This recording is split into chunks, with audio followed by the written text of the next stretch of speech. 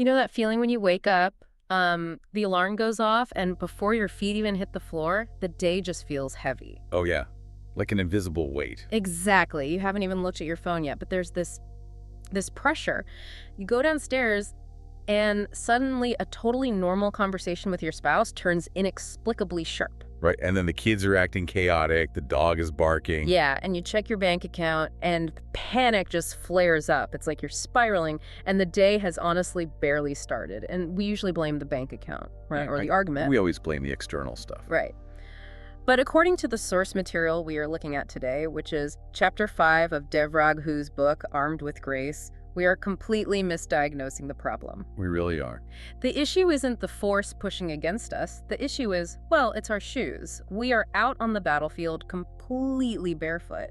Welcome to the deep dive, by the way. Today we're looking at how to maintain your spiritual and emotional stability when life gets totally chaotic. It is a deeply disorienting experience to feel like you're losing a fight you didn't even know you were in, you know? And when we look at the source material today, we are bypassing the flashy cinematic weapons we usually associate with spiritual warfare. Yeah, like no swords or shields today. Right, no swords. Huh. We are looking at the shoes of peace, which, I mean, that sounds a little underwhelming initially, right? That sounds like comfortable slippers. Exactly. Yeah. But it forces a massive paradigm shift because we really have to move away from the cultural idea of peace as this passive escape from reality, like noise-canceling headphones or just sitting on a quiet beach. Escapism, basically. Yeah, escapism. Instead, Raghu's work reframes peace as the essential traction you need to stand firm in the middle of life's hardest, most chaotic battles. Because the enemy doesn't always need to overpower you with a catastrophic event. He really just needs you to lose your footing. Man, okay, let's unpack this. Because I think we've all been fighting on slippery ground without even realizing it. If we're slipping because we lack grip, it forces us to ask what that grip is actually made of. Right. Because we think the problem is the medical bill that just arrived. But the real problem is that we are sliding all over the place emotionally. We have absolutely no leverage.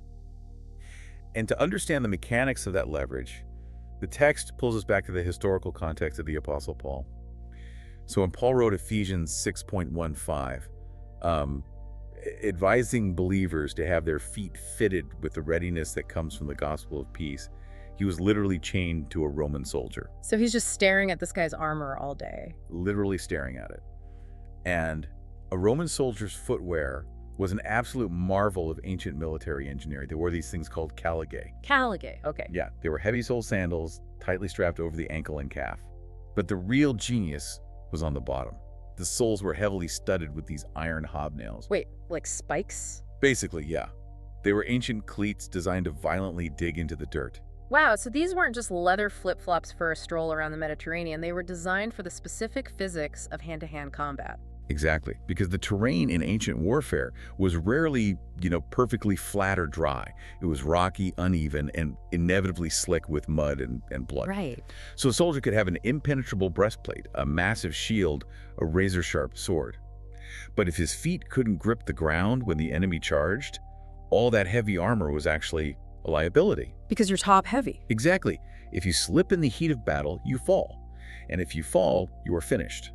Traction was the literal foundation of their survival. It's like trying to play defensive line in a football game wearing ice skates. Oh, that's a perfect analogy. Right, because it absolutely does not matter if you can bench press 500 pounds. It doesn't matter how aggressive you are. The heavier the lineman pushing against you, the faster you go down if you don't have cleats. You have no anchor. Yeah. The physics of leverage require a firm anchor point. And the text is making the case that, spiritually speaking, peace is that anchor point. It is. Because when you lack internal peace, every external attack, like a sudden health diagnosis or even just a rumor at the office or a sharp tone from your partner, it sends you stumbling. You just completely lose your balance. You do. And in modern terms, slipping looks like reactionary living. It looks like instant panic. Like snapping at your kids because your nervous system is overwhelmed by a work email? Spot on. It manifests as offense, bitterness, and just letting fear dictate your decisions. Fear and reactionary living are the primary symptoms of slipping. Because when you aren't anchored, you are entirely at the mercy of whatever's happening to you in that exact second. Hold on, though. Because if someone is listening to this, right, and they are going through a brutal divorce or they just lost their job, telling them they just need peace sounds a bit like, I don't know, toxic positivity. It really can sound that way, yeah. It sounds like we are telling them to just slap a smile on, suppress their actual terror, and pretend the house isn't burning down. How does peace actually work as a weapon when your reality is quite literally falling apart? That is such an important question. Mm. And that is the danger of projecting our Western definition of peace onto the biblical text. Because we think of it differently. Right, our culture defines peace as the absence of conflict. It's the feeling that everything is fine, all your bills are paid, the house is quiet. Yeah, the beach vacation piece. Exactly. But biblical peace is rooted in the Hebrew concept of shalom. And shalom means wholeness. It means deep structural integrity and completeness. Structural integrity, I like that. Yeah, it is a settled confidence that God is sovereign, good, and present, regardless of the external environment. It means nothing is missing, nothing is broken in your trust in God, even if your actual life is in pieces. Okay, so it's not a denial of reality. It's an anchor dropped into a deeper reality. That's beautifully said. The author points to the words of Jesus in John 14:27, where he says, "Peace I leave with you, my peace I give you. Do not let your hearts be troubled." And that last part is an instruction, right? It is. It requires a decision. It requires you to actively receive the stability God offers, rather than just absorbing all the anxiety the world is pressing upon you. You are fully aware of the divorce, or the job loss, or the chronic pain. You feel the profound grief. You aren't ignoring it. No, not at all. Oh. But you are simultaneously tethered to a truth that's larger than those circumstances. You aren't saying this isn't happening. You are saying this is happening, but God is still sovereign and I am still his. Wow. You know, it's one thing to talk about shalom as a theological concept, but it's another to see it hold a human being's weight in real life. And there's a story in the source material that perfectly illustrates this traction. Catherine's story. Yeah, the story of Catherine. For those listening, she was a 73-year-old retired school teacher who, entirely out of nowhere, was diagnosed with stage 4 pancreatic cancer. Just devastating. Totally devastating. The doctors gave her 2 to 4 months to live. Just a total life-shattering earthquake. And the day after she received that terminal diagnosis, her pastor went to visit her at her home. And from a pastoral care perspective, he was bracing himself for a severe trauma response. Which is completely normal. Absolutely. He was preparing to minister to someone in the deepest despair imaginable. He brought tissues. He had mentally prepared specific psalms of lament. He walked up to her door expecting to find a woman who was understandably just falling apart. But he walks in and Catherine is making tea. She was making tea. I mean, she is calm, engaged, and possesses this deep, almost shocking peace. Her stability was so profound it caught the pastor completely off guard. And reading the text, it's clear she wasn't in denial, right? Like, she didn't think the doctors mixed up the lab result. No, she knew exactly what was happening to her physical body. Yeah. But her stability came from a profoundly anchored place. She knew where she was going, and she knew exactly who was walking with her. Her feet were perfectly fitted with those hobnails. Exactly. Her peace coexisted directly alongside her physical pain and the grief of saying goodbye to her family. Putting on the shoes of peace didn't erase the valley of the shadow of death. It didn't magically cure the cancer, but it gave her the traction to walk through the valley rather than being destroyed by the terrain. That is just incredible. And, you know, for anyone listening who is in the middle of their own valley right now, Catherine's story proves that you don't have to set up camp in the darkest part of your life. Peace gives you the grip to keep walking forward. It really does. But that brings us to the ordinary daily application, because Catherine's story is about facing mortality. How do we cultivate that same kind of traction for the Tuesday afternoon tremors? Right, the everyday stuff. Yeah, the marriage conflict, the parenting stress, the pressure to perform at work, because a lot of us are losing our footing over mundane emails long before a real tragedy hits. Well, chronic stress creates an incredibly slippery emotional environment.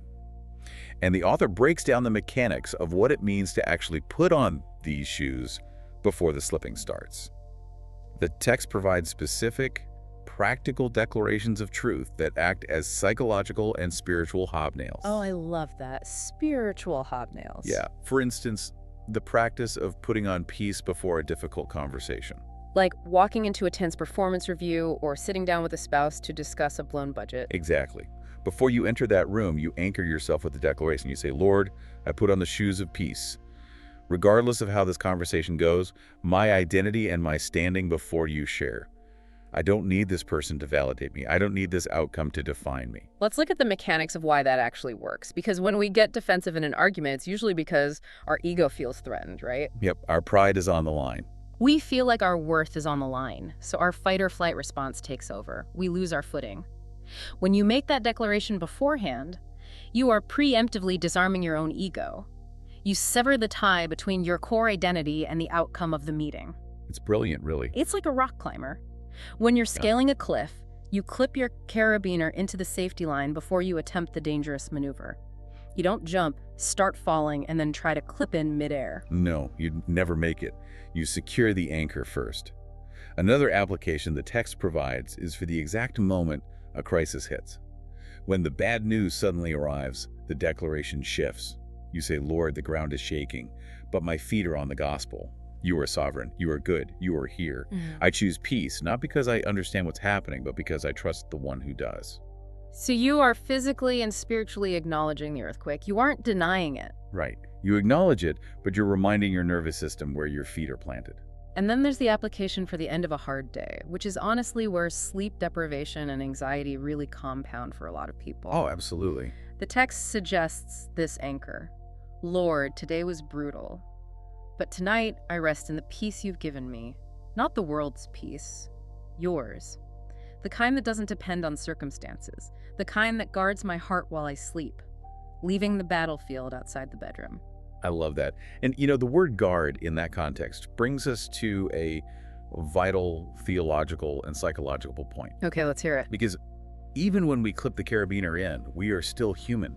We will still experience waves of exhaustion, burnout, and fear.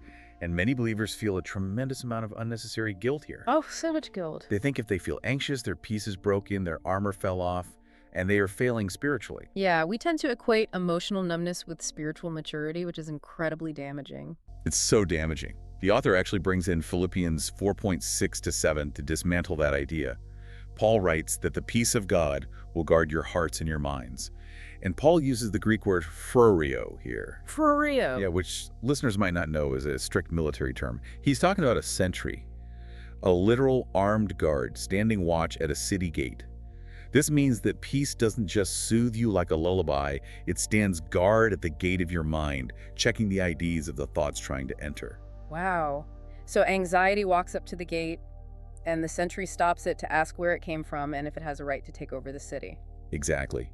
This is profound pastoral wisdom. Feeling anxiety is not a sin. Having a wave of terror hit you doesn't mean your armor is gone. It means you are under attack. That's a huge distinction. It is. Emotional maturity isn't about eradicating fear. It's about slowing down your reaction time. You feel the raw, unfiltered emotion, and instead of letting it dictate your behavior, you bring it to the sentry. You bring it to God.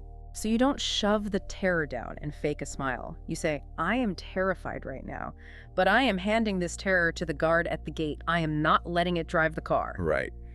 And the text emphasizes a crucial balance alongside this that really demolishes a lot of toxic religious baggage. Maintaining your spiritual stability does not mean you have to do it all through sheer spiritual willpower. Thank goodness. Right. The author explicitly affirms that utilizing professional counseling, medical care, therapy, and taking time to rest are essential components of a healthy spiritual life. I am so glad we are talking about this because there has been this pervasive, damaging idea that if you just prayed harder or had enough faith, you wouldn't need a therapist or an anti-anxiety medication. And the source material rejects that entirely. The same God who gave us prayer and the Holy Spirit also gave us medicine, trained psychological professionals, and the physical biological need for sleep. Yes. Sometimes the most deeply spiritual thing you can do for your traction is go to trauma therapy. Or just take a nap. Sometimes it's taking a nap.